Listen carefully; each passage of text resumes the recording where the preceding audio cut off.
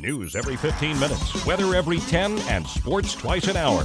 Newstalk, KGVO, AM 1290 and now 101.5 FM. You're listening to Montana Morning with Peter Christian. Victims of Wednesday's double homicide identified. Good morning, everyone. It's Montana Morning. It is Friday, May the 8th, 2015. It is a beautiful morning in western Montana. Clear and cool. We've got 35 degrees in Missoula right now. And our newscast sponsored by AB Technology Solutions, offering computer repair for homes and small business. Find them on the web at abtechnologysolutions.com.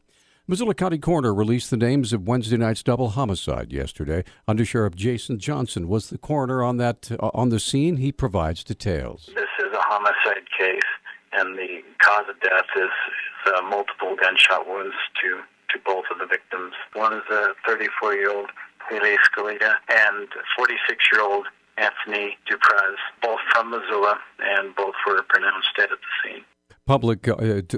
Missoula Police Department Public Information Officer Travis Welsh detailed the incident. The investigation is showing that there were just 3 people, and actually the younger 2 were at the house, and the female telephoned the older male and asked him to come to the residence. Evidence at the scene suggests that the male who was transported to the hospital produced a handgun and shot the other 2 before turning the gun on himself. The female victim, Kaylee Scolati, was the news director for ABC Fox News and had been with the station for nearly a decade.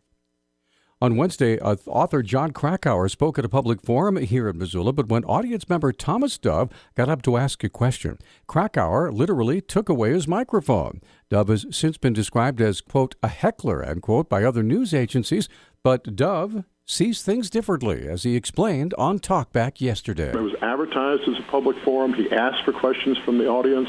Quote, I felt I needed to do something in Missoula to allow my critics to confront me. And the very definition of forum, as provided to us by Doubleday, is a public meeting or lecture involving audience discussion. There was an audience discussion but for my questions, which I had informed the dean I was going to ask. Before his microphone was silenced, Dove was able to get Krakauer to admit into engaging in confirmation bias while writing his most recent book, Missoula, Rape in the Justice System in a College Town.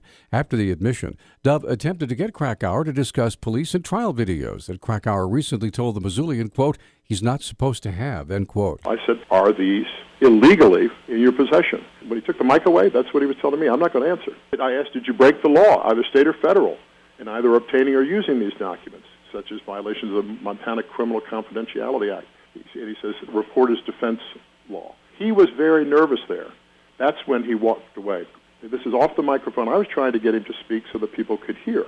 Dove believes that confirmation bias in Krakauer's book would hurt the cause of rape victims and compares it to a false rape story that recently appeared in Rolling Stone magazine. Dove says Krakauer's work is, quote, a disservice to a very, very serious crisis, end quote. 3 Republican tax relief bills have died at the pen of Montana's Democratic governor this year. Governor Bullock vetoed Senate Bill 171 Monday. It was the last tax proposal to join Bullock's 50 vetoes as of Thursday morning. The measure from Senator Bruce Tutsved of Kalispell would have replaced Montana's 7 income tax brackets with 2 tax rates and based capital gains taxes on those rates. Supporters lauded the proposal because it would simplify the state tax codes and save most taxpayers money. But Bullock said in a statement it would also raise income taxes for 17% of Montanans and eliminate some energy tax credits. A Rocky Boys Indian Reservation official has been sentenced to 6 months in prison after pleading guilty to stealing from a Chippewa Cree Tribal Rodeo Association bank account. U.S. District Judge Brian Morris also ordered Wade Cauliflower yesterday to serve 6 months under house arrest and repay almost $45,000. Prosecutors say Cauliflower and former tribal councilman John Chance Houle embezzled money from the account between May of 2010 and June of 2012. The case against Cauliflower is part of a long-running federal investigation into corruption on Montana's Indian reservations. Memorial markers commemorating a legacy and sacrifice of patrolmen Hedstrom and Wren, who were both killed in the line of duty in Montana, will be placed roadside tomorrow at the location where each officer was killed. Anastasia Burton with Attorney General Tim Fox's office has more. At 11 in the morning on Saturday, the AG and our Highway Patrol Colonel will dedicate a memorial highway sign in honor of Trooper Richard Hedstrom, who was killed many years ago. It's going to be located on US 93 between mile markers 108 and 110, Twin Acres and Kalispell area. Burton says at 1 p.m. another memorial sign will be dedicated to Patrolman Michael Wren, located on U.S. Highway 93 between mile marker 174 and 178 up near Eureka. Highway Patrol did work with the Department of Transportation to go ahead and get the signs fabricated and put up, and I think it'll be a very good way to honor both troopers who were killed in the line of duty. Burton says each road sign will be green with the trooper's name, a Highway Patrol logo in addition to the patrolman's badge number. Two brothers have been sentenced to prison after their roles in stealing more than $11,000 in 1-ounce silver coins from a Helena coin shop. District Judge Mike Menahan sentenced 50-year-old William James Lawrence to 10 years in prison. On Wednesday, he sentenced Lawrence's brother, 43-year-old Steve Dubois, to 8 years in prison during a hearing in March. A rock slide on I-90 near St. Regis has been slowing down highway traffic for nearly 3 months now. Finally, Montana Department of Transportation crews were able to start removing rubble and working on the site yesterday.